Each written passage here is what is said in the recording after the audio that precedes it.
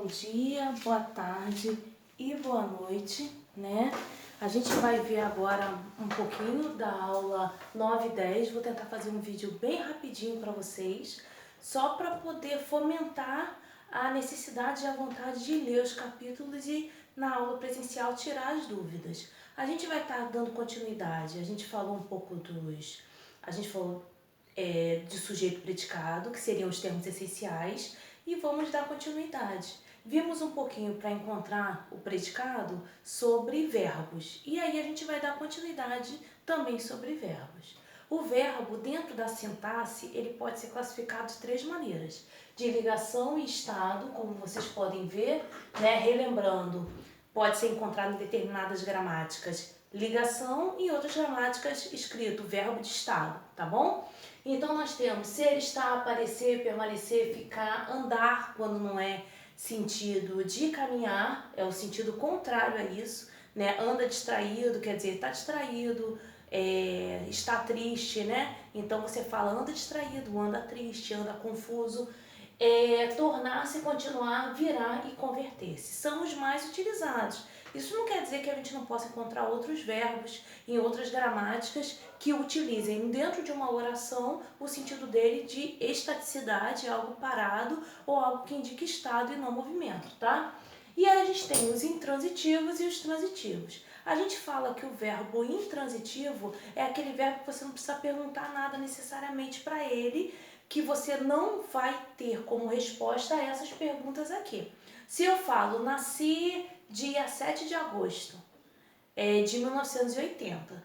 Se eu falo isso, eu pergunto para o meu verbo se eu tenho interesse em saber alguma coisa. Eu já soube o mais importante, que eu nasci, mas eu quero saber quando. A pergunta não vai ser as perguntas que eu coloquei aqui. Então, se tiver qualquer outra pergunta, quando, onde,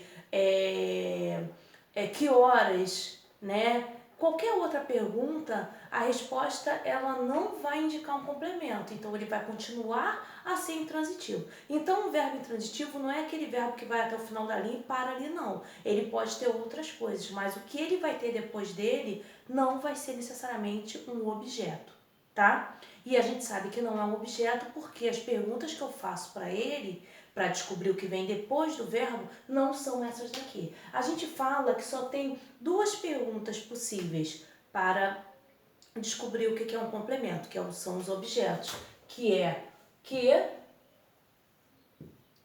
e quem. A gente coloca aqui, para ficar mais clarozinho, né? O que ou quem. Para a coisa, para a pessoa. Só temos isso. Isso vai se transformar em 4 perguntas, porque quando indicar indireto, eu tenho que colocar preposição na frente. Mas, se eu não tiver a preposição na frente, tiver essas perguntas sem preposição, é direto. Então, na verdade, eu tenho quantas perguntas? 2, que podem se tornar 4, tá bom? Então, vamos ver isso. O transitivo é aquele que vai ter essas perguntas que eu falei. E sem você responder essas perguntas, a oração fica sem sentido. Então, quando eu falo, eu tenho medo, eu gosto. Gosta de quê? Tem medo de quê? Então, quer dizer, são coisas que precisam de complementação. Então, vamos lá. Transitivo, direto. Eu faço a pergunta a quem ou o quê. Coloquei umas frasezinhas simples para o vídeo ficar curtinho. O verbo amar. Quem ama, ama alguém. Ou ama algo. Alguma coisa. Então, amo Ana. Então, eu faço sempre a pergunta como? Eu pego o meu verbo e venho com a pergunta. Amo quem? Porque se eu fizer a pergunta anterior, quem ama? Eu estou querendo saber quem é o meu sujeito. E, na verdade, eu quero saber quem é o meu complemento. Então, eu vou pegar o verbo e vou fazer a pergunta. Amo quem? Ana. Amo o quê? Livros. Isso vai responder para mim quando o verbo for um verbo transitivo direto.